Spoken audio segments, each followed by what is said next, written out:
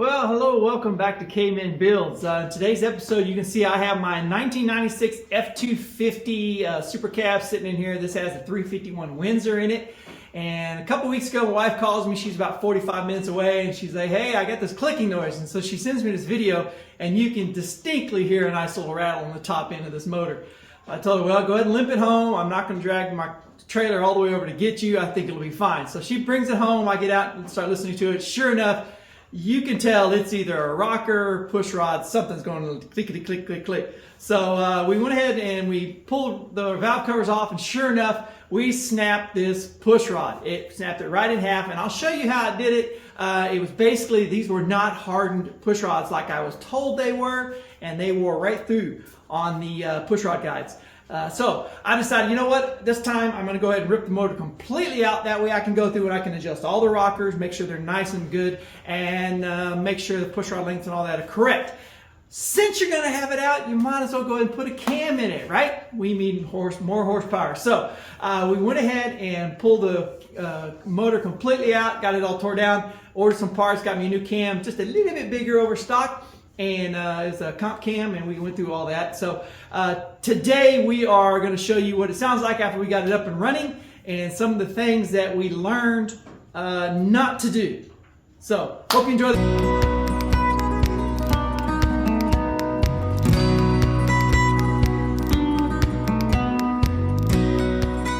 All right, we will let that drain out for however long it takes.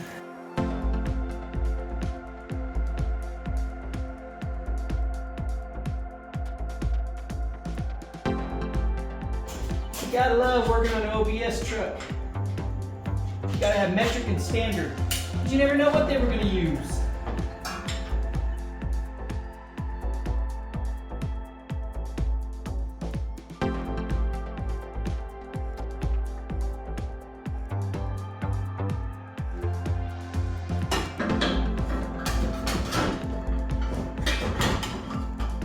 There we go.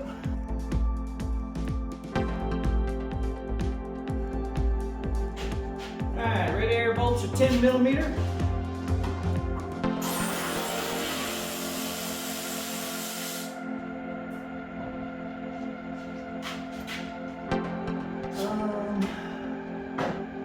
Bottom hose.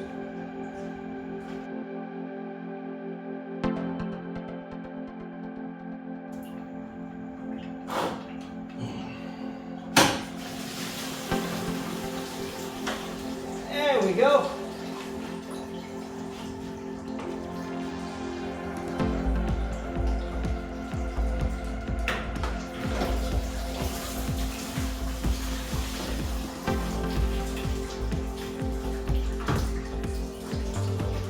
Probably should disconnect the battery. Just a hunch. Alright, battery's disconnected. I don't like losing my bolts, so I tend to stick them back if they're not going to be in the way. Next step was going to be removing the air conditioner and power steering pump assembly. It's all bolted together. I think it's got, what is it? This one here. Let's see, turn some light on so you can see. Yeah, so we've got this one that goes through, and that one that goes through, and that one. So I think it's just those three right there that go through to the head, and then we should be able to pull it out, and we're going to kind of bungee cord it somewhere, shove it over here in a corner out of the way. Then we'll come over here and we'll go to the alternator bracket assembly, which has the, yeah, I got that deleted. That air pump that was, yeah, whatever. And there are, I'm mistaken, there's one there, and then I think it's that one. Let's see, I think it's that one there. And then I think this whole assembly should come off. If not, there may be another one. So again, same thing. We're going to pull it and kind of just try to set it off over here out of the way if we can. May not need to, actually, now that I think about it. I think we can pull that off. We need to go ahead and pull the heater hoses off as well. Get those out of the way. AC compressor, first we're going to disconnect the connections. Oh, we got to pull up on it. It's going the wrong way. 9/16, of course. Let's switch back to standard.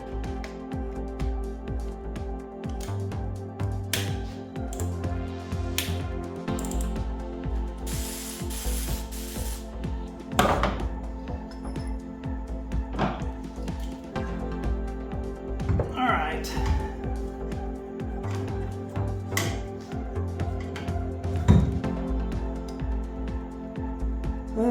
I think we have to rope it and not bungee cord it.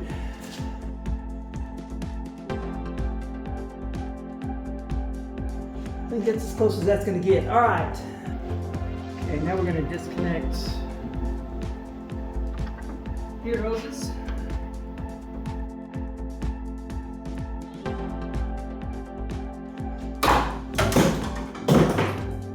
That also went into the antifreeze. Excuse me as I go wash off my tools. All right, tools are clean.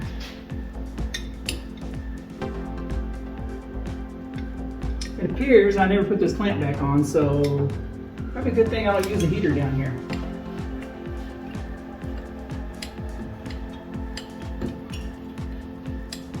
All right. There are just a couple of connections on here for the alternator on this one. So you got 3 connections on there. I don't think there's anything back there. Nope, all good. It's a 10 millimeter on the back of that alternator. All right, so in order to remove the alternator bracket assembly, there is 1 bolt there,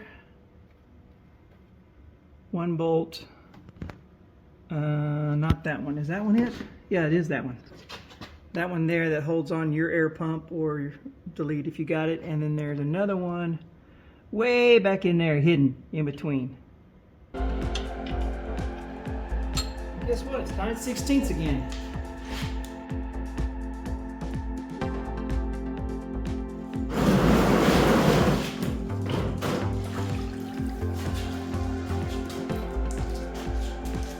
This thing's leaking like a sieve. So I just went to move this thing and realized that this tub, which I've been using for a very long time, has got a leak, and it leaked ATF everywhere. I mean, I did get that much in the bucket, but yeah, we made a mess. So in my shop, I have a sawmill business, and I do a lot of woodworking, and I make a lot of sawdust. So for my cleanup, I use sawdust. All right, so a 5-gallon bucket of sawdust later. Yeah, that's gonna be fun to clean up. All right, let's get back to this. I think I was discovering that one of those, if not 2 of those, are not 9/16.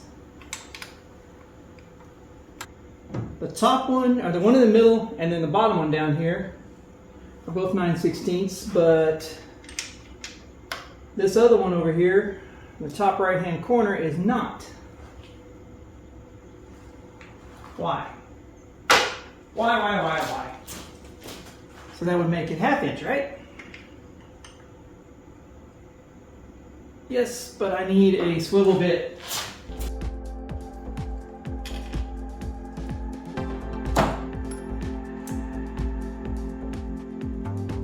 Yeah, there's another one somewhere. Ah, there it is. So there's a 4th one down below here as well. Let's say what size that is. And it's a 1/2 inch as well.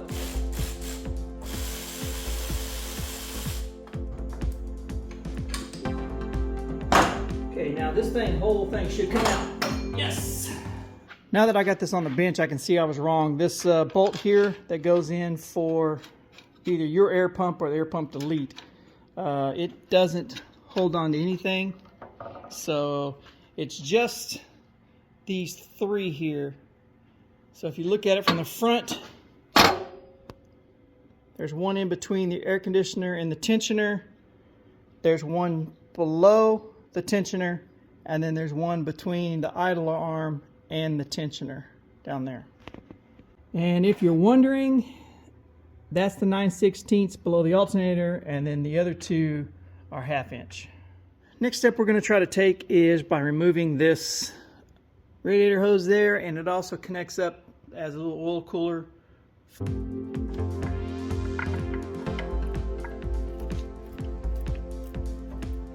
Pretty sure these have never been taken off since they were factory. As far as I could tell, this motor has never been out of this.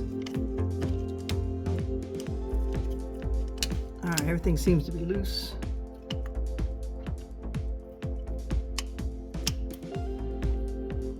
Let's see what happens. Next step should be, I believe, the wiring harness, and then we also are going to have to disconnect the fuel lines there and there. You know what? No, we're not going to do that. I think I'm just going to go ahead and disconnect them here.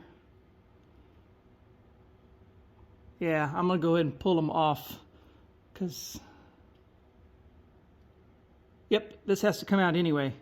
So we're going to go ahead and pull these off here. So we're going to pull the fuel line off, which is held down by some bolts on the side over here. Pull the fuel rail off, and then disconnect the wiring harness, roll it out of the way.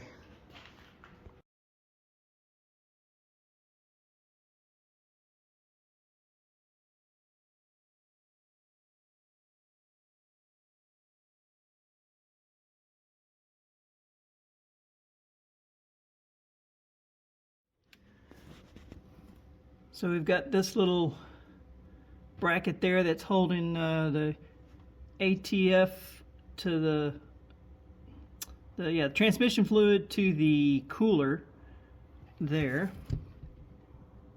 And then we're going to have to disconnect, obviously, all of the header bolts, which I really hope I put those in with antifreeze. I mean antifreeze, never sees. Then we'll get back to working on the transmission and work our way up. All right, so these are the passenger side. Not bad. This thing doesn't get run very often, but good thing is there's no buildup and they're fairly clean, so not horrid. There's oil here. That's from the valve cover gasket that started leaking. So this is the driver's side. Kind of very similar to the other side. I don't see anything screaming at me. There we go. Get to focus for you. So, still runs a little rich. I ain't figured that part out yet. Check it out. Somebody was smart enough to put never sees on that thing before they stuck it in the aluminum head. Smart man. So the headers that I have on this are some eBay El Cheapo, but they're full stainless steel. And I had a lot of problems getting these things to seal. And so I ended up buying these copper gaskets. And I thought there was a little bit of a leak, but as you can see here, it was pretty bad. It's leaking through at least these two, if not this one as well. On the inside, it's the bottom of it. You can see that one there maybe. So I'm gonna have to order another set of these, and I don't know what I'm gonna do. I've got to figure out some way to keep this thing from leaking so much. Well, it turns out the passenger side was worse than the driver's side. Yeah, I really thought this was gonna work, but I don't know. I may have to double up. Well, I need to look at that. So this is a crush type, and the bottom of all of these doesn't feel like it's been crushed very much. which means something's up with that. All right, so while we have the motor out, we're gonna have to check the fitment of those headers. All right, so we're up underneath here trying to show you where the bolts are. So on the very top up here, there's 2 bolts up there, and then appears to be 1 or 2 down here. One's got a little bracket on it, and then one's down there. And then it's the same thing on the other side. So we're gonna go ahead and try to pull those off. I believe they're 19 millimeter. We'll double check. And this is the access plate to the torque converter. And so we're going to take off these 2 bolts here, which are 3/8 on here. And that'll give us access to the torque converter bolts. We can get that removed. All right, so now you can see the back side of the flex plate. And then these are the bolts holding the torque converter on. And these on mine are 9/16. So one thing we're going to have to do though is as we try to torque on these or take them off, the odds are this whole thing's going to try to spin. So we're going to put a screwdriver in here somewhere and try to keep something from spinning. We'll see. All right, so we got that one off, and now we need to rotate this. So to do that, I am putting a socket on the front crank pulley, and we're going to try to rotate this over a little bit and see what happens. If I can get enough torque down here.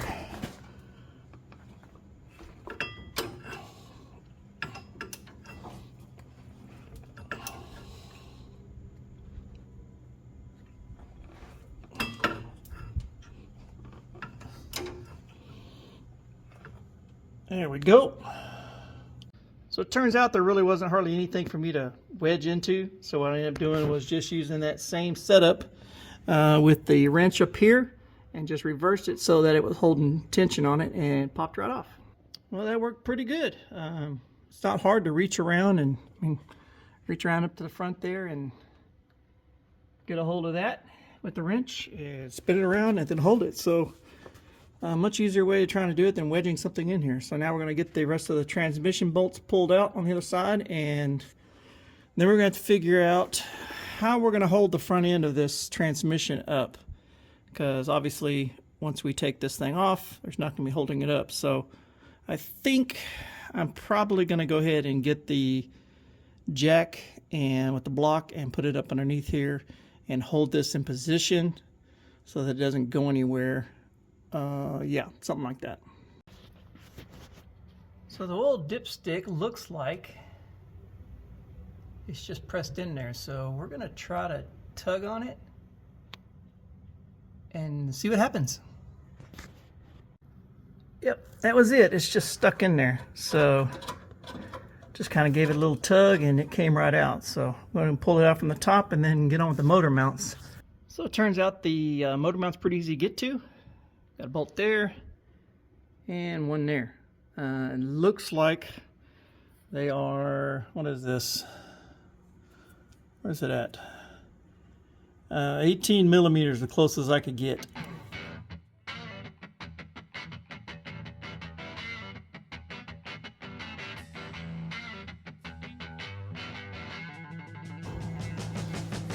Let's see if the transmission's still holding on.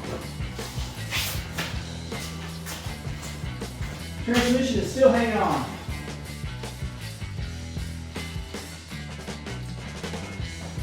Tell you what, I already see a problem.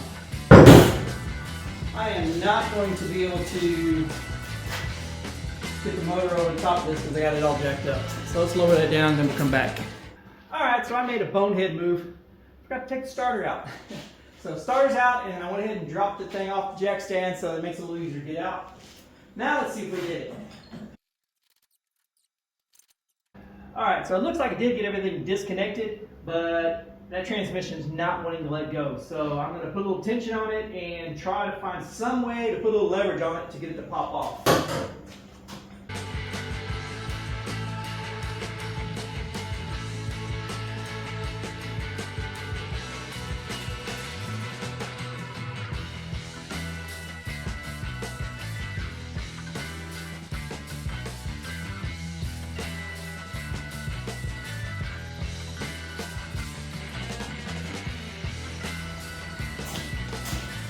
Put a little more angle on the transmission, see if that helps.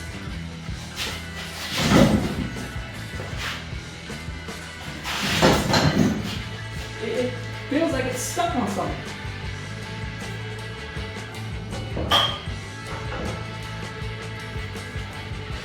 What on earth is it possibly stuck on?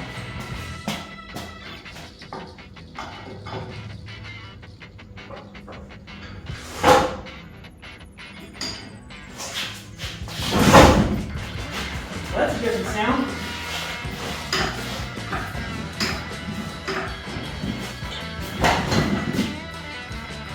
Ah!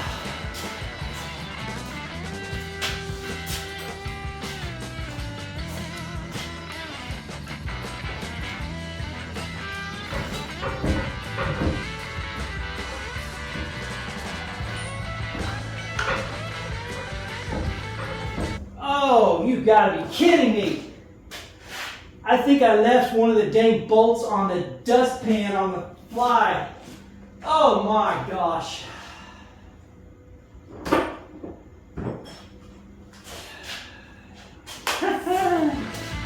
Tearing it up.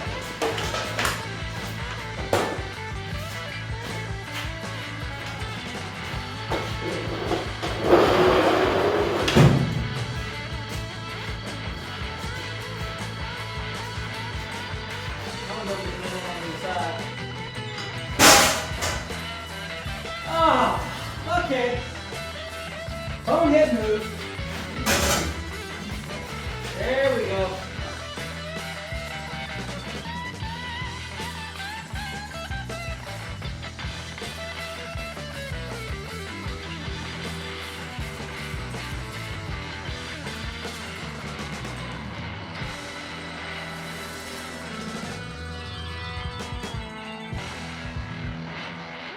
And so today we're going to work on getting that mounted on the brand new engine stand. I bought this Harbor Freight. It's the kind that's actually got the crank on it so you can turn it. So kind of interested to see how that's going to mount because, yeah, anyway, you'll see. So anyway, we're going to go ahead and get this thing on the engine stand, get the oil drained, and then try to see about going ahead and getting this camshaft pulled. I'm still waiting on the parts. They're supposed to come in today. Actually, they were supposed to be in there yesterday, but you know how that goes. So hopefully the parts are coming today, but in the meantime, we're going to go ahead and get this thing cleaned up and ready to go. Pick me up some grade 8 bolts.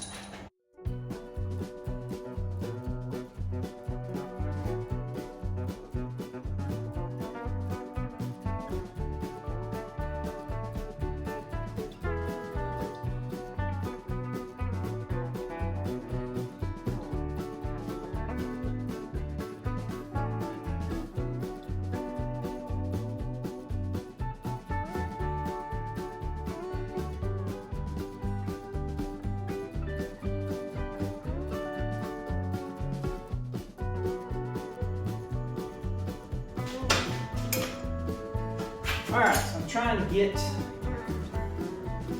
everything kind of equal. It looks the same. And then we will lock them down.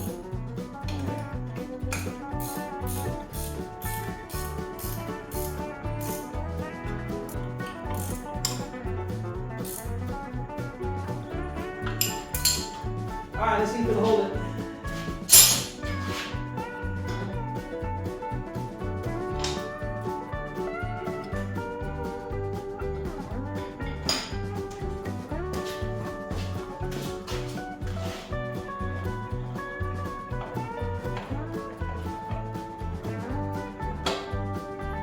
I do like that. So let's give this thing a once over here and see. Looks like probably have oil leak right here. Probably from this front seal here, which means while I have this off, I probably need to replace the oil pan gasket. And let's hope it's not the front seal. I don't have to do another one of those. There's oil kind of all up in here, and I suspect it was from the valve cover gaskets weren't sealing right, because these are about a year old or so and they're just covered in grease right here, oil. So ain't too bad, but yeah, you can see there's quite a bit of oil coming around here. So let's hope it's the oil pan gasket and not the front seal. We'll see once we pull it apart. But yeah, see there's oil around and back here, so I think that's probably it. Good news is it doesn't look like the back seal, main seal, is that bad as far as I can tell.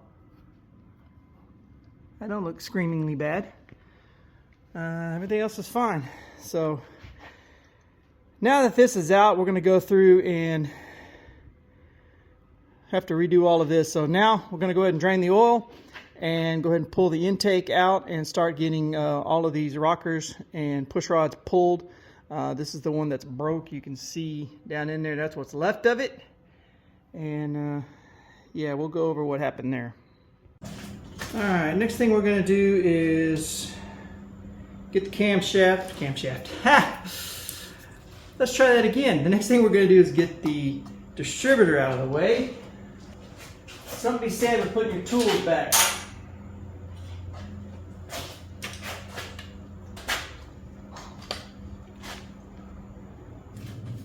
I know these are only going to last like 3 minutes, but we'll see how long.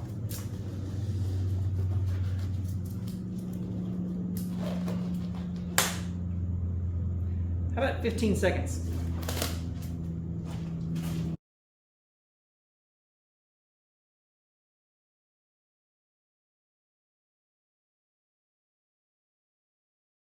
This is not just going to pop off.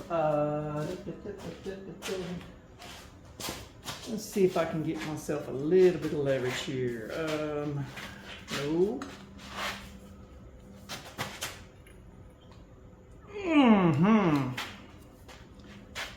Somebody really stuck this together. They didn't want to make sure it leaked. I don't know who that was.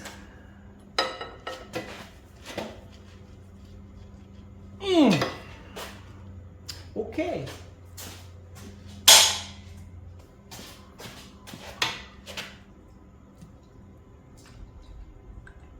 There we go.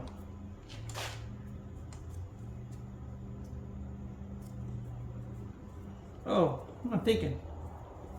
These got to come off too. Oops, my bad. Forgot about these tall ones. Not like they're just right here in front of you. How about we pull everything out?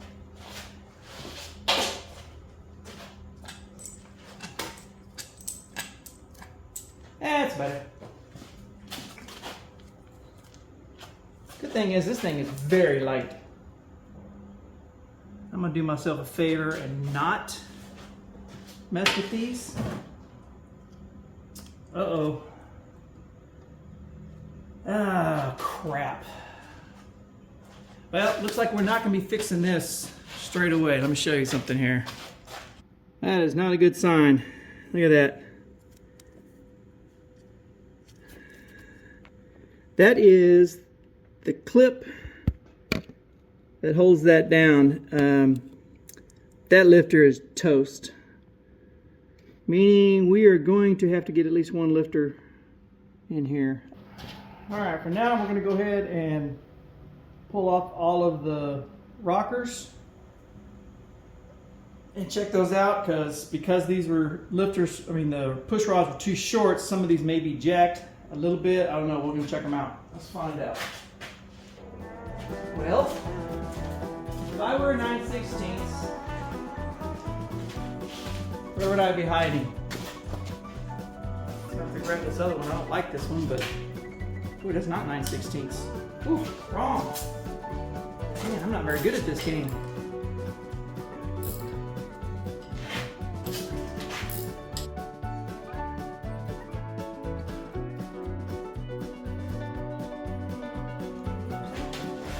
So they're all showing a little wear in the middle, but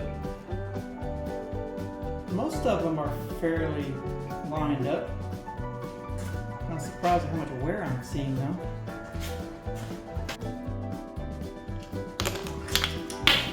Yeah, just put that anywhere, Kenneth.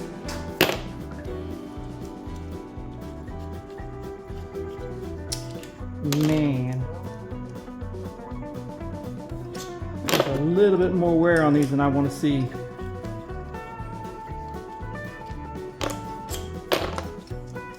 And we should probably do something about that, but are we? No. All right, so this is the side where it got jacked up. And looking at these, there's a little bit of, I can feel a little bit on this one. Can feel a little bit on that one. Not as much. Ooh, look at this. So one side, can you see that? It did it on one side, meaning this thing wasn't spinning like it was supposed to. The balls are fine. Yeah, this one kind of worn. Man, these are supposed to be hardened too. Oh wow, look at this one. The sad thing is, these things probably only have maybe a couple thousand miles on them. Wow.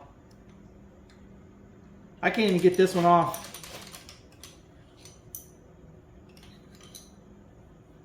This one's almost perfect. This one shows a slight bit of wear on one side. Again, this one's almost perfect. Oh wow, this one shows wear on both sides. A little bit there and a little bit there. Wow. This one shows just a little bit of wear. Well, I really hope it's because these were not long enough, but I'm gonna have to go ahead and clean all this out, get the little shavings that are in here out of the way, washed down, get it all cleaned up, wash this down as well, and then once we get it all cleaned up and everything, then we're gonna change the oil out.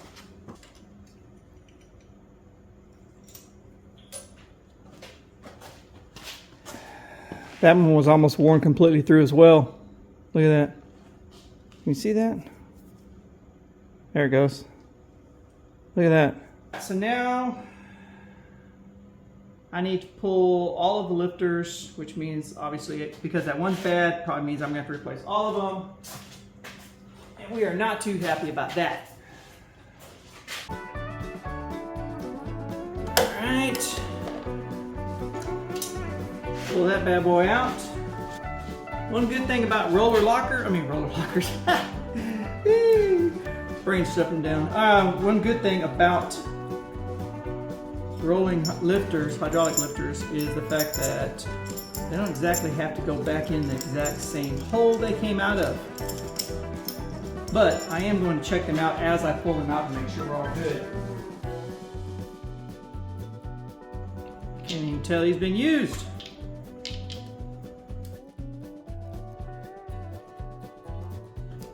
Yeah, I need to invest in one of those stronger magnets. This little bitty thing here ain't got enough juice. Need more juice, baby. Oh, sorry about that.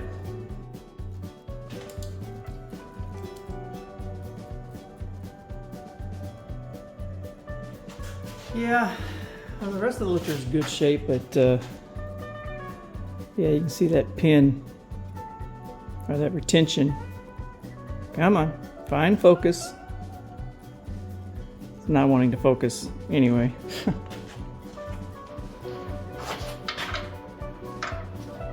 That one, and that one, and this one's different, and that one's different. Because that makes perfect sense, right?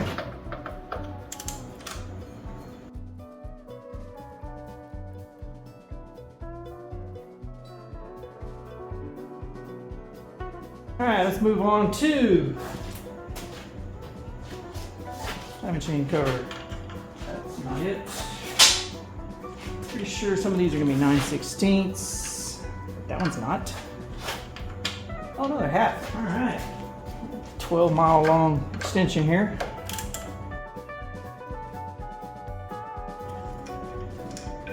Get a shorty. Do my best to forget where that goes. Oh, wait a minute. I got it on video. So we have these two down here, the longer ones in the bottom. This one's up a little closer.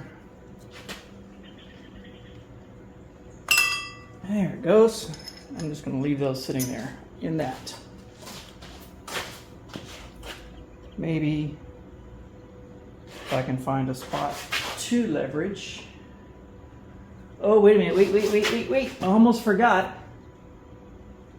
I think there are 2 bolts on the oil pan that come off too. Almost messed that up. Let's see here. What size are those?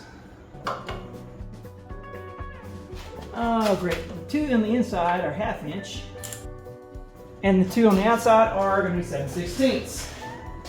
They're not 7/16. What? We went from 1/2 inch to 3/8. Somebody got paid big bucks to figure that out. Because, you know, the same size bolt should have a different head size 2 inches apart.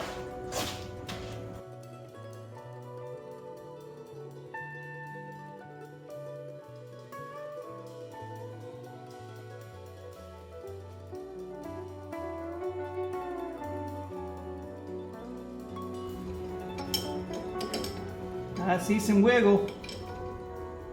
A little bit of wiggle. There we go. Success.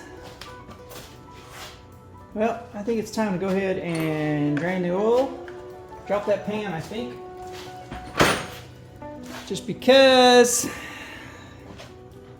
I'm about ready to make another mess.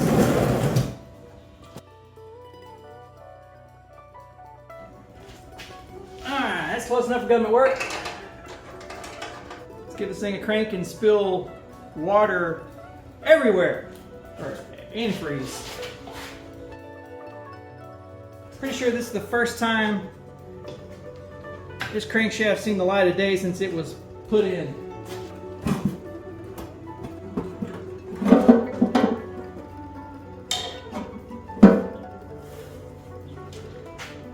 Looking at the bottom for metal, and man, there is nothing. This thing is, I mean, there's nothing down there. This thing is super clean. The pan's never been off, and there's not even gunk down here. Wow, I am thoroughly impressed with that. All right, let's rotate this bad boy over until,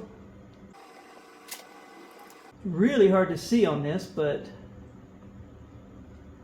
there's the little hole there, a little dot, and we are lined up. All right,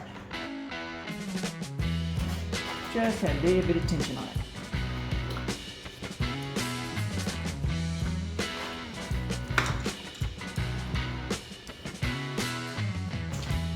I don't have the long enough bolt for this.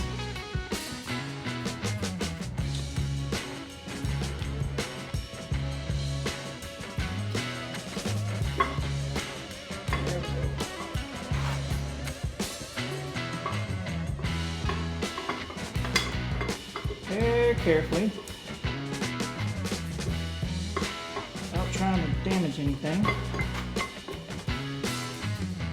Got our cam out. All right, let's look here. So this camshaft has 175,000 miles on it, and you can see it. See if you can see it. So you can see the wear pattern. I mean, it's not bad. I mean, these are rollers, but you can see a little bit of wear. At 175,000 miles on there.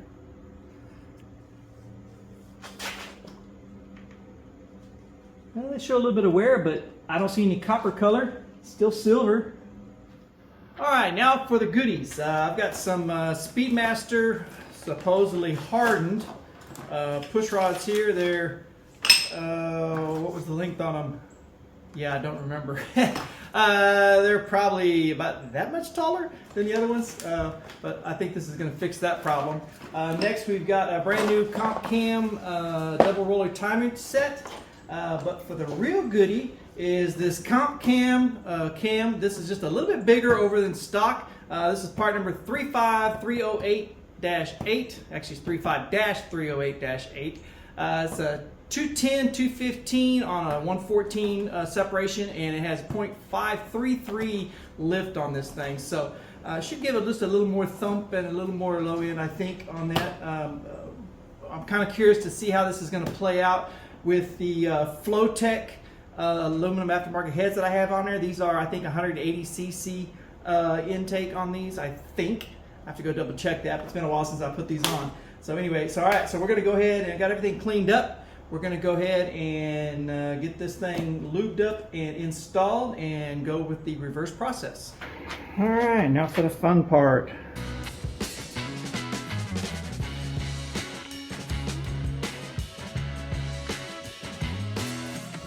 And then carefully shove it in the hole.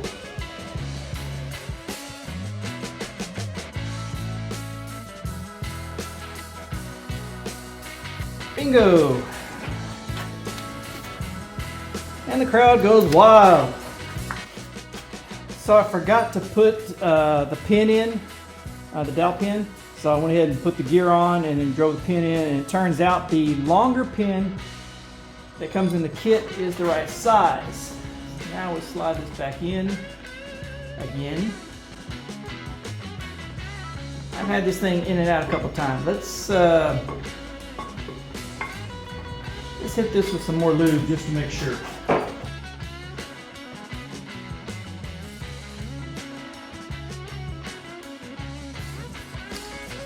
All right. That's it again for the last time, we hope. I'm going to clean these off with some brake cleaner and then hit them with just a little bit of blue Loctite, I think. Just a touch.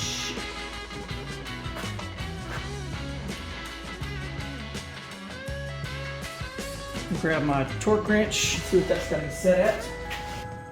Cam bolts should be anywhere from 9 to 12, 8 to 10, I don't know, somewhere in there. So we're going to go 9 foot-pounds.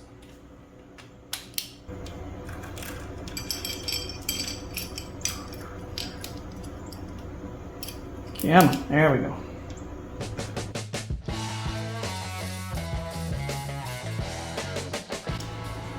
Why do I think I've got that? No, that's right.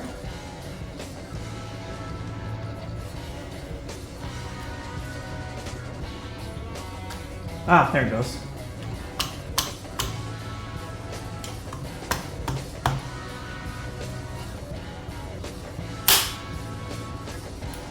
Now we're sitting all the way back. See, we got these two lined up. So that tooth is lined up exactly to that one there, and everything's nice and tight. Actually, that is way tighter than the other one, so that's good. The other one had 170-something thousand miles. Before I get going on the timing chain cover, I want to go ahead and get the oil pan reinstalled, since that's part of the bolt-up process there. What the heck that is? Still getting fluid out of this bad boy.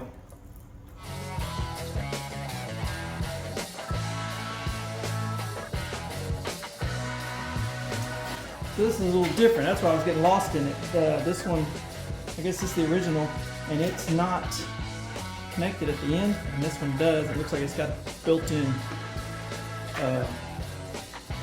timing chain cover.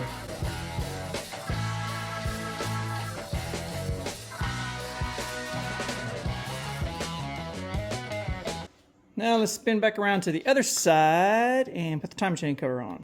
All right, so I'm not gonna lie, I was pretty excited about all the work I just got done until I realized that one of the problems with doing video on your own is sometimes you forget to push the little button on the screen to make it record. So let me tell you what you missed.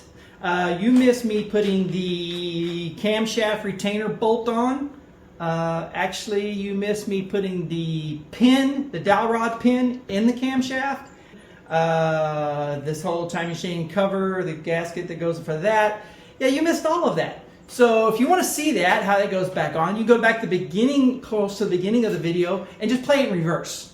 Yeah, I'm not going to take this apart and show you how to do that again. That's a one-time deal, and I'm pretty well sure I'm done with that. So, unfortunately now, the little clock in my stomach is telling me it's time to eat, and we never deny the clock in your stomach. It doesn't lie. It always tells the truth.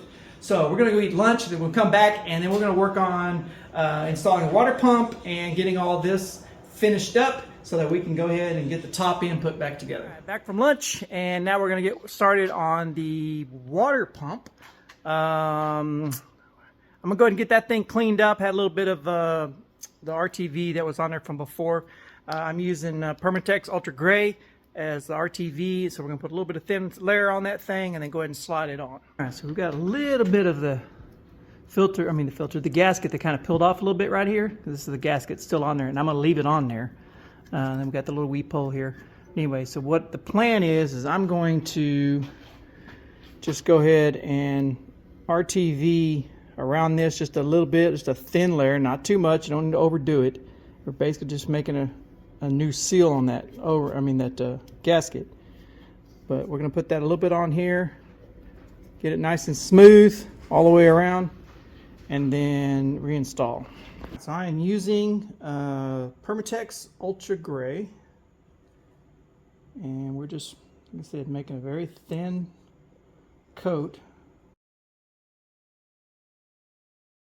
The reason I'm not replacing it is I ordered all this stuff and everything else came in except this, and I am not inclined to wait on it because I want to get this thing back together and get it running again. So we are not going to wait on it. I'm sure this is going to be just fine, right? Right.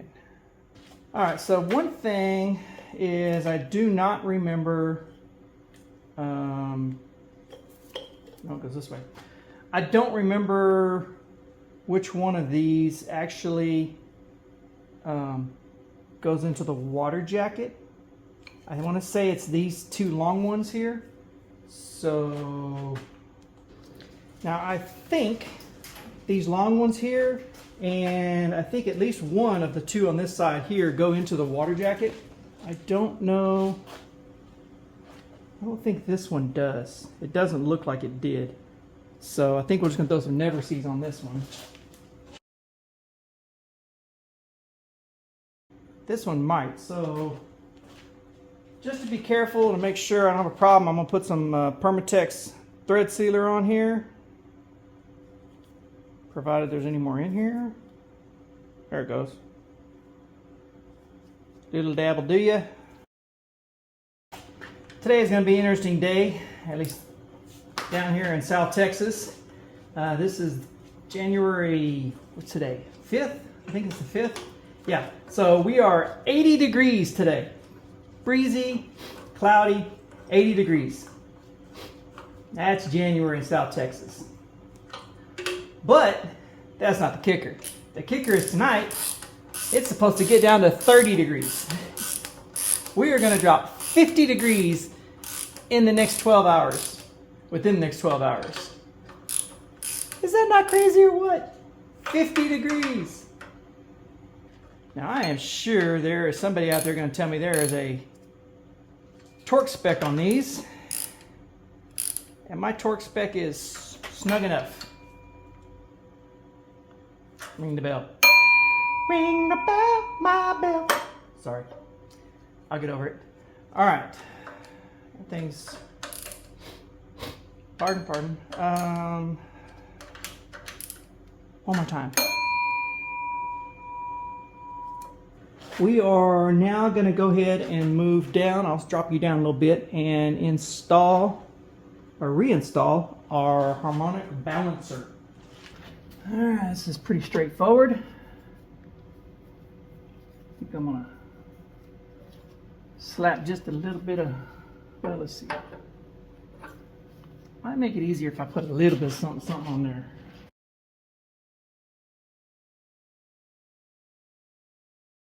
Okay, I ran it down to just shy of where it was supposed to be.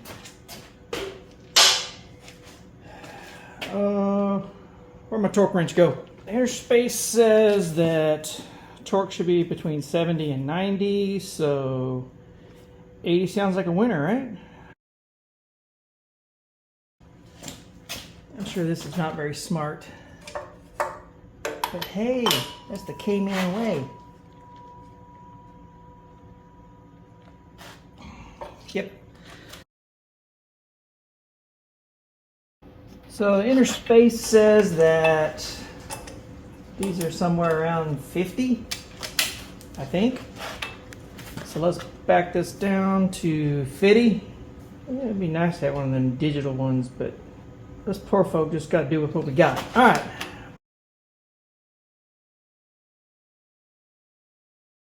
So we have everything on the front now. That means we should move on. All right, so now we're going to start dropping lifters back in. This is the one that I had to replace. So soaked it up pretty good. Give it a wiggle. Drop her in. There we go. The rest of these we're just going to kind of give a little once over. Drop them down in there, since they were already in service.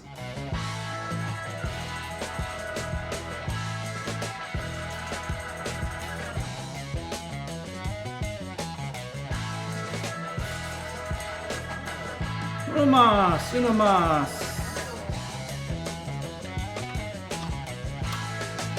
All right, all those are installed. Now we take our trusty little dog bones, and it actually says up on it. You can't mess it up. You slide them in there, and these, because these are roller rockers, the dog bones keep these lifters angled so that the wheel's rolling in the same direction up against the cam and it can't move. That would be bad. One's a little off. Just put the dog bone on the one that's off, give it a twist, and it'll line up and fall down with the others. Now we drop on a little dog bone holder. I don't know what you call this thing. Snug, snug. Those are in. These are brand new Speedmaster. That's what these are. And these say that these are Pro Rod PC 7801. They are 7.8 inches, 5/16, and they should be hardened. At least they better be.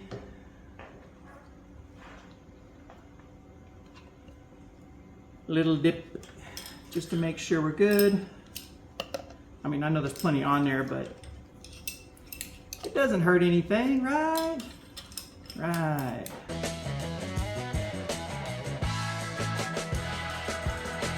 Guess you could use assembly lube on this. It's probably not a bad idea, but because these lifters are already used and they got oil in them, I don't think it's necessary. Except for that one. The brand new one, I think I'm gonna put some on.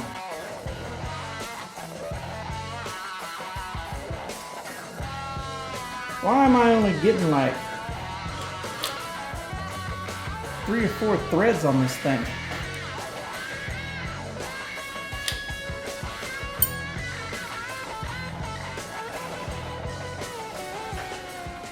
That don't look right. That looks worse than it did before. And it's so far off. Oh, I think I got bad information.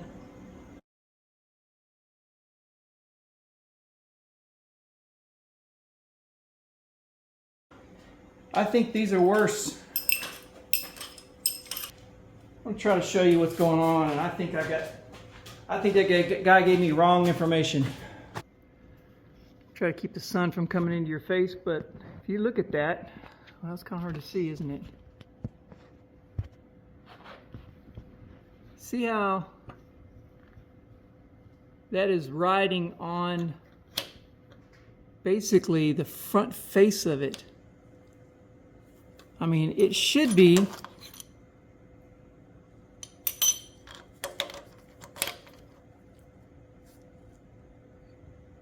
riding more in the middle, and it's too long. So we're riding off the tip as opposed to here. The guy should have gave me the other one. I'm gonna have to get a I knew it. I'm gonna have to get a actual push rod measuring tool, because this is not going to work. Well, it's been about 2 weeks, and I had a little business trip to take and was waiting on parts, but finally we got in our correct length push rods, and what we ended up getting was some of these Speedmaster. Was actually the same brand that I got the first time. They were the wrong length, but so I got these in. The original length on mine measured out like 7.5 something. I can't remember exactly, but after getting the tool in, I went ahead and measured these out, and these came out at 7.45. Seems to be the right length for me with these Flowtech aluminum heads. Oddly enough, this is actually called an LS push rod. But I've seen online, there's a lot of guys that have used them on here, so it's not a big deal.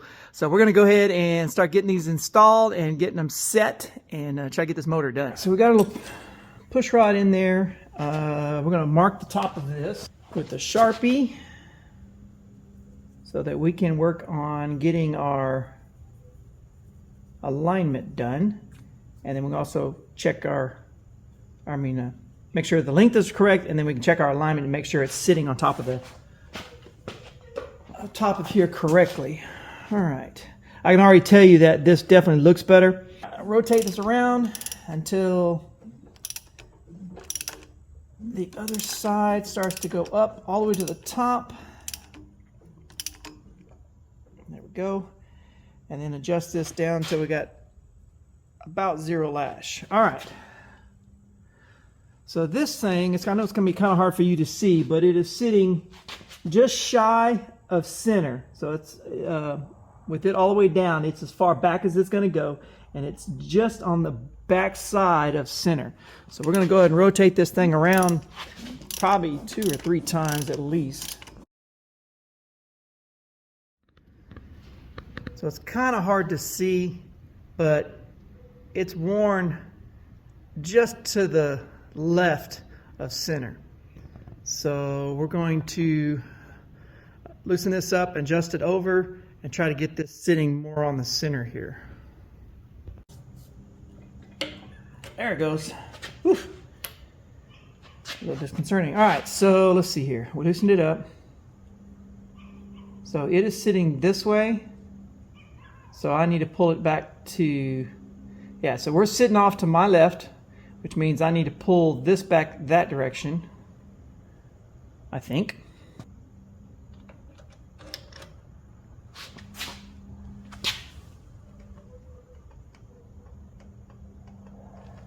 Okay, looking at it from the side here, giving it a wiggle, looks to me like I moved it a little too far. So I've got it on here, and you can see how it'll go off to the right a little bit, but it sits level there. So we're going to loosen this up a little bit again, and then go back a hair. Kind of hard to do all this with one hand. All right, let's try this again.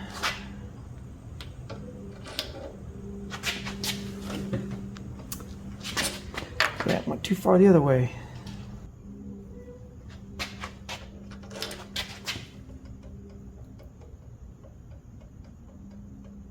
There we go. All right, let's take a look at that. So now you can see how the play is about the same on both sides. I mean, that's as far as it's going to go. So we'll lock that down in the center, and we will call that good, and then move on to all the others.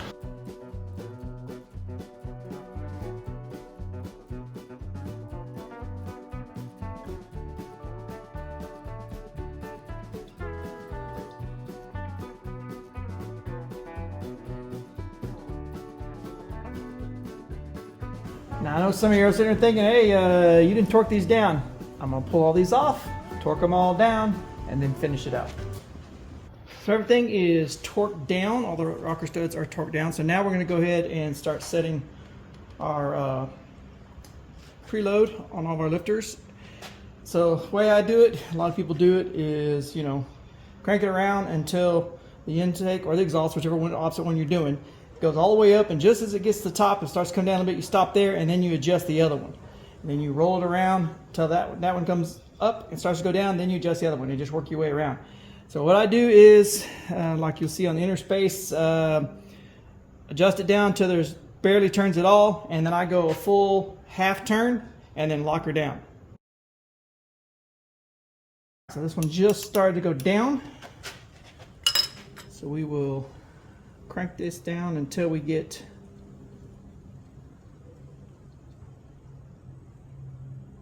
okay, so it's just snug. I can still twist it a little bit, but it's nice and snug. Now we're going to go 1/2 turn.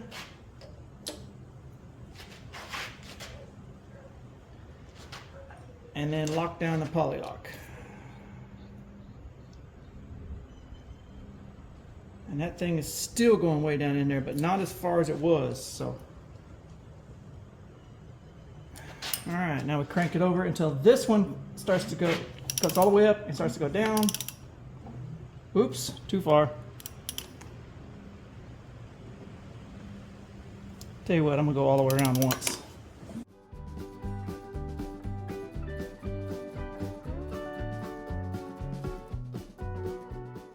So now what I want to do is go ahead and roll this over about 2 or 3 times, and then we're going to go back and check to make sure that everything is sitting where it was supposed to be after I torqued everything down, rockers.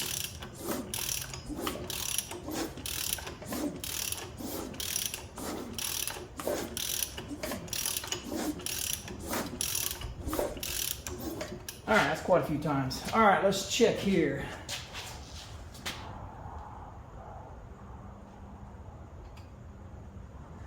That all looks good.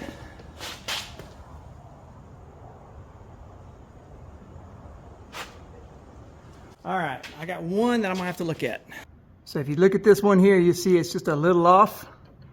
It's kind of going off to the left. So we're gonna have to loosen this one up and adjust the rocker and get it lined up again. So that's a little better. A little more centered up there. A little bit of play on that, but I think we're gonna be good. All right, let's put the top on and try to get this back together. Always a good idea to at least take a picture of where stuff goes. So I had to go back and look at the video, and I got the bolts laid out where they're supposed to go. These are supposed to be torqued down to like 23, thereabouts. So let's go, where's that at? That's 20, 23 right there. One thing though, there are some of them that are actually in the water jacket. So we can get some of that Permatex thread sealer. Part of the issue is I couldn't remember exactly which ones were in there, so we may do a bunch of them. One thing that I did is I went and cleaned these threads off so that I didn't have any of that junk already in there, so it makes it easier putting them back in. It definitely looks like the outside ones were in the water jacket, which probably makes sense. So the inside ones probably are not, but hey, we're already committed. Let's hit this. We're gonna just snug it up a little bit first.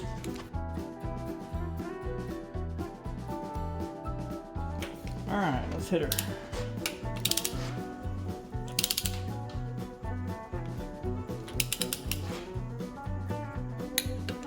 There we go.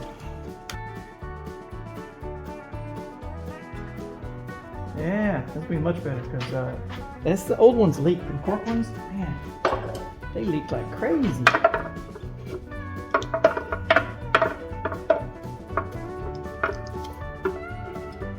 Come on, where's the little hole at?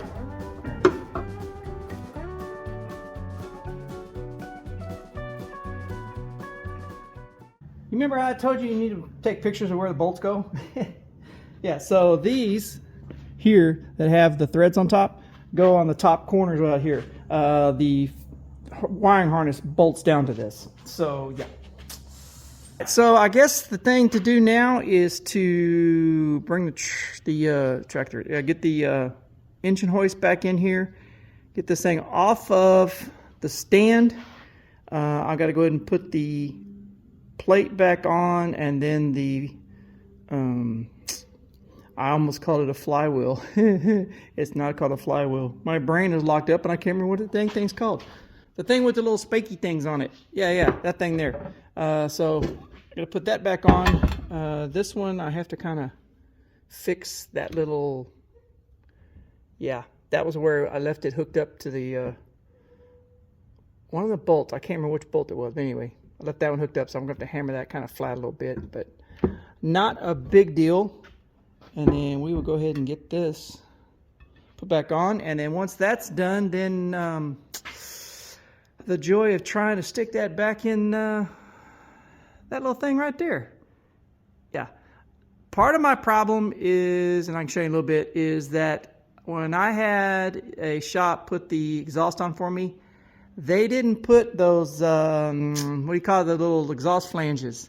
They hard welded that pipe, and so the headers are just dangling there, but I can't take them off because I really wanted to put them on here to get those torqued. So the question now is, do I want to take the time to cut those off and get exhaust flanges and weld them on myself? Okay, look, obviously that's going to be the smart thing to do. In the long run, it would save me some trouble. And so if you recall, we were talking about these are those copper gaskets. They're supposed to take care of some of that issue, and they pretty much all leaked right at the bottom.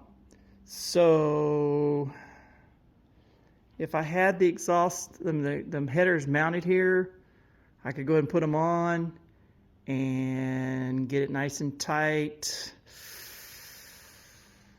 Yeah, I just convinced myself.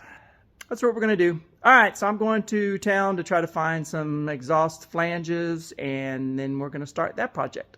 Well, after looking on the internet around here, none of the auto parts stores carry the little flange kits. They do carry the little El Cheapos ones that you have to weld on both sides, and then it's kind of flat. It's not really what I was looking for. I was wanting more of the ball kind to where there's a little bit of play in there, but anyway, so I think I've pretty well convinced myself I'm not going to wait for it.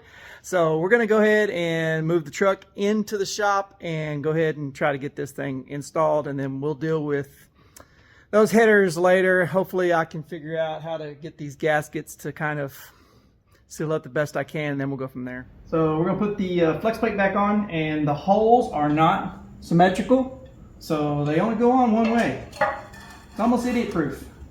Almost. Let's see here. Round holes, square peg. That ain't it. That ain't it. Hey. Nope, that ain't it either. Come on now. Hey, I think I found a winner. Went all the way around. Could have gone the other way. All right.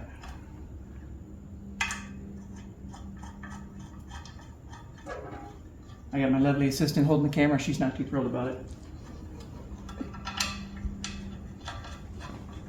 It's alright, I got a very comfortable couch. Torque specs on flex plate is 75 to 85 pounds. Where is mine? There she is. Alright. I'm guessing which bolt this is. I don't remember what size. Ain't that one. So I make it a 3/4 inch. We have a winner. Alright. So we're going to go to 75 pounds. So we're going to go around and do 75 first, I think. Here. I knew that was going to happen. Let's see, how do I do that? They have a little tool you put on there, and you hold it and torque it down, and yeah, I ain't got that tool. So we got to do it the redneck way. The redneck way normally breaks something. Let's see here. Somewhere, that's not going to grab me anything. I need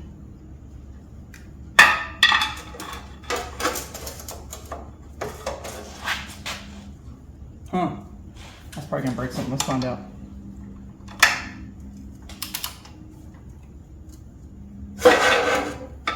Come on, you don't go so far. There she goes. Hey! Redneck ingenuity. Just get a bigger pry bar.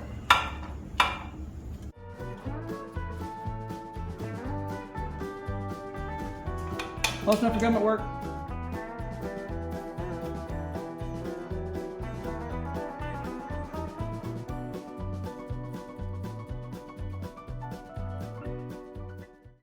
All right, so we got her in there.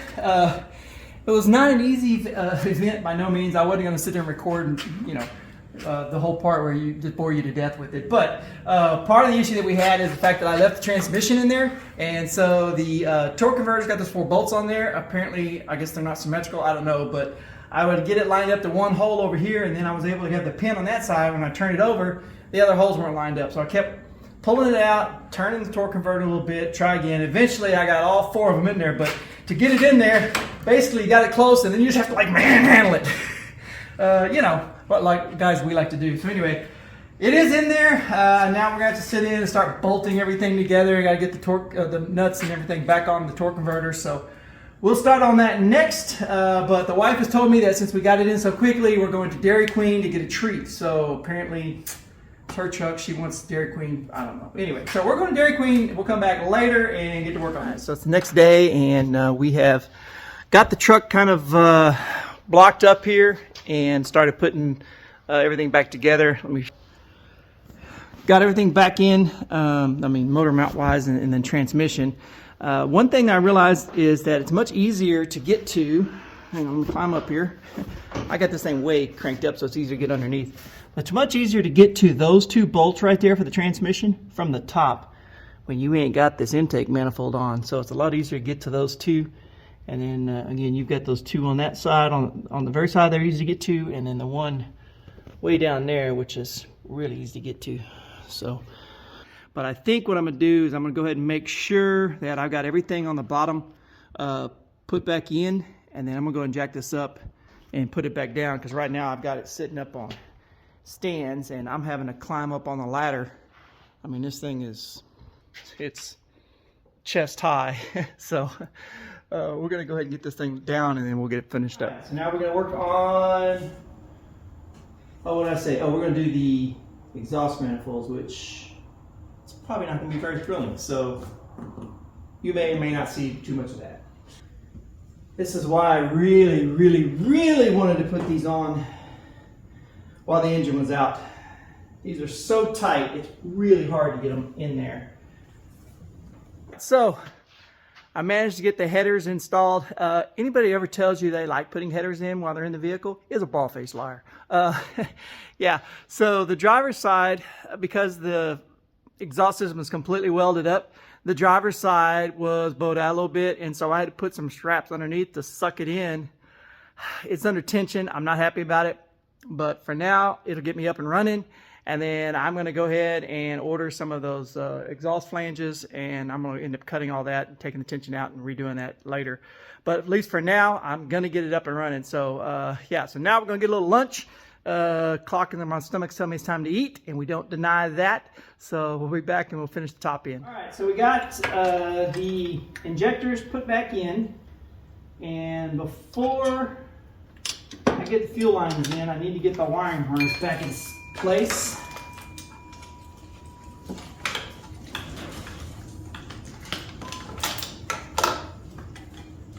Now we're going to try to put the fuel rail on.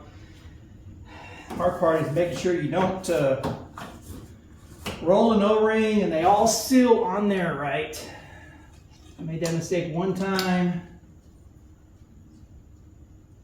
and I caught the engine on fire. Very entertaining. All right, make sure those are on this time. Don't want no repeat. I ain't gonna lie, I'm pretty anxious to hear this thing run now. This new thumper in it. Find when I did the PCV valve. There it is. Because once the intake is on, guess what? You can't get to that. Thankfully, this thing is really light. Well, relatively speaking. Whew. Okay. Come on. Oh. Remember I told you couldn't get the PCV valve on? With that header on, or that intake on? Yeah. I knocked the PCV valve off.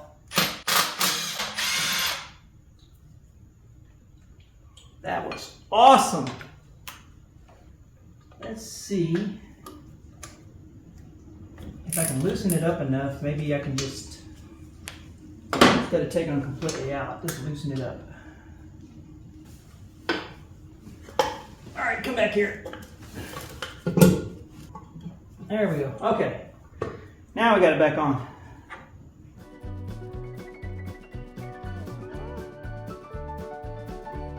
So, what goes there?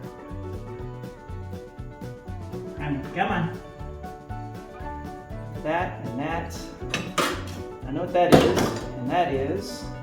I don't think I need that.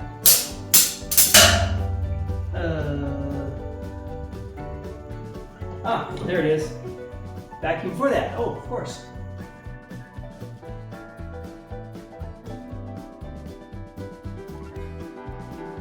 All right, everything is plugged in, all the vacuum hoses. That's all hunky-dory. So I guess it means I can start putting on the front part.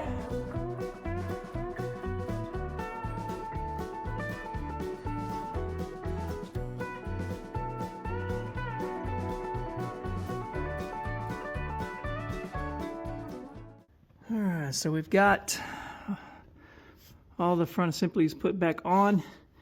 Tried very hard to try to cross thread one of those, so I had to take this back off and then make sure I got that thing cleaned out. So everything's on here, good to go. So now we're going to finish hooking up the throttle assembly, throttle body, and all these little wires. So everything's hooked back up. I'm at the point now where I want to go ahead and make sure I got the distributor put in correctly. So what we're going to do is we're going to put a screwdriver in the number 1 cylinder hole. Since I've got the spark plugs pulled out, we're going to rotate the motor over until it gets all the way up top dead center, and then we'll stab the distributor back in and make sure that it's pointed at the number 1, and then go on from there. I'll try to one-hand this thing. I did have a mark already on here from before, so I went ahead and, just for reference, went ahead and put that on there. And then I've got this at top dead center. I'm going to see if we can drop this in there and get it to go in where it's pointing. Sort of, kind of, at number 1.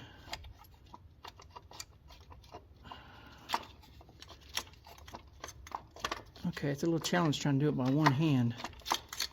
What's going on here? Come on. You know you want to go in there.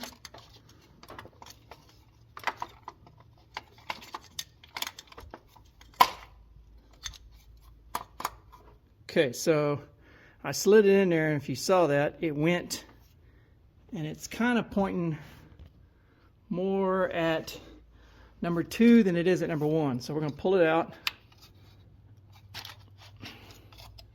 Try to rotate a little bit more.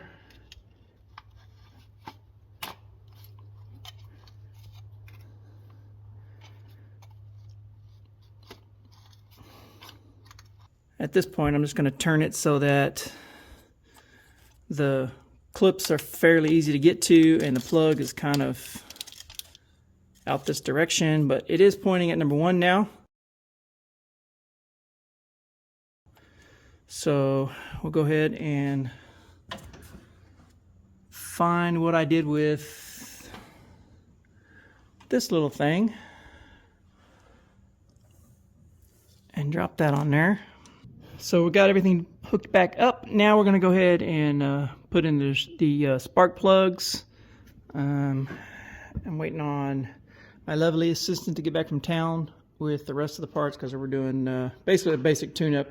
I'm not doing spark plugs, they're fairly new, but we're going to do new cap and rotor, and then all the fluids and everything are going to be replaced. So, well, we hit one little snag. I managed to cut an O-ring on one of the fuel injectors when I was putting it back together. I was afraid of that, got a little rambunctious with it. So yeah, so I'm gonna have to go in town and get some replacement O-rings. Might as well go ahead and change out probably all of these since I'm gonna do that. Got everything put back together and just gonna top off the fluids here a little bit. Ain't too much in there. All right, so I got my trusty assistant inside the truck. Pretty sure the timing is gonna be way off, but we're gonna at least try to get it started. And then we'll adjust timing from there. All right, let's see what happens.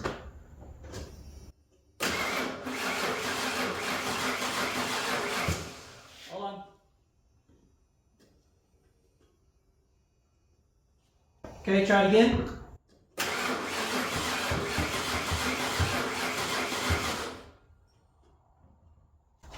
Timing can't be that far off.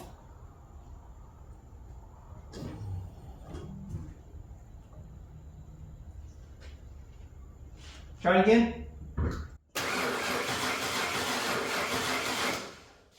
All right, try it again.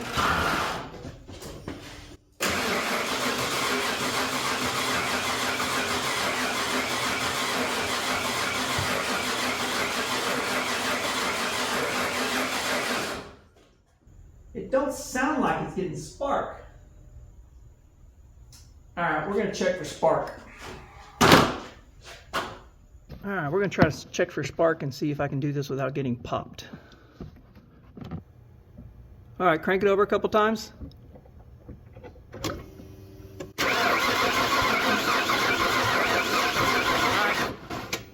Definitely getting spark. All right, so I finally got this thing running. If you recall in this part of the episode, or this part of the video, I made this statement about the rotor being pointed towards cylinder 1. It is pointing at number 1 now. Pointing at number 1 now. 1 now. Yeah, for whatever reason, I had this thing stuck in my head. I knew the rotor needed to point at 1, but I had it stuck in my head that the cap rotor position for number 1 was over there. Once I put the cap on, I didn't pay attention to the fact that the cam position, the number 1 is sitting way over here, not over there. So that whole time I've been fighting this thing, trying to figure out why it wouldn't start when I had fuel and I had spark, was because I didn't put that cap on correctly. Or excuse me, I didn't have the rotor turned in the right position. So we finally, after a bunch of farting around and realizing that I'm an idiot at times, pulled that distributor back out, rotated it around, and what I ended up doing was I marked the cap and the side of the distributor where number 1 was at, and then I made sure to point the rotor at the number 1 spot on the distributor, put it all back together, and yeah, this is what happened.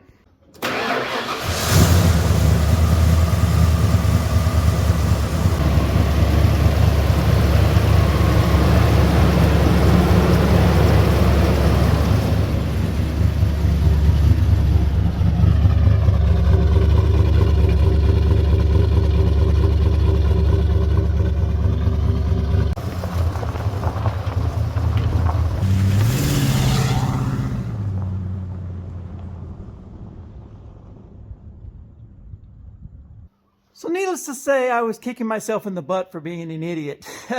You know, sometimes when you're doing these projects, you are your worst enemy by doing things or forgetting something small, and it causes all kinds of problems. So I wasted, I don't know, an hour and a half or so, maybe 2 hours farting around with this, trying to figure out what was wrong, because I knew it was something simple. But anyway, so this thing purrs like a kitten. I like the rumble. I hope you can hear that. It's actually got a decent little rumble to it. So pretty happy with it. I'm really glad I got this thing back together. I finished it on Sunday afternoon, got it up and running, just kind of went out and once I realized what I was doing. And then today is Wednesday, and we started hitting freezing temperatures Monday night. So luckily I got this thing back together. Everything runs great. Surprisingly, the stainless steel headers that I have on here, these, you know, El Cheapo eBay stainless steel long tube headers, I had a hard time with them before getting those things to not leak. And so this time what I did was I went through every single bolt, and so I would tighten one, tighten, then go back over it, tighten. And I went through that process of tightening each one enough, until, I mean, probably 12 times or so, until they finally stopped tightening. And surprisingly, both sides seem to not be leaking yet. Now, having said that, I haven't really run it a whole lot to get it way hot. I ran it, maybe 10 miles or so, and that should be pretty close to pretty warm. So I don't think there's a problem, but we'll see moving forward if, in fact, it does give me any problems. But very happy with what I've got. This thing's running, sounds really good. So we're back up and running. Sigh of relief, because you hate when you work on something and it doesn't start like it's supposed to. So anyway, I hope you enjoyed the video. Don't forget to subscribe and like, and look for more things coming. We're going to try to be improving our actual YouTube channel. I've decided that I'm going to try to put more effort into this, because I've put almost none in the last several years. But we are going to try to start putting more effort into this and try to see about making this better. If you have some builds and things you think we should probably work on, drop some comments in there. We'll give it a shot. We're in the game to try to build whatever. So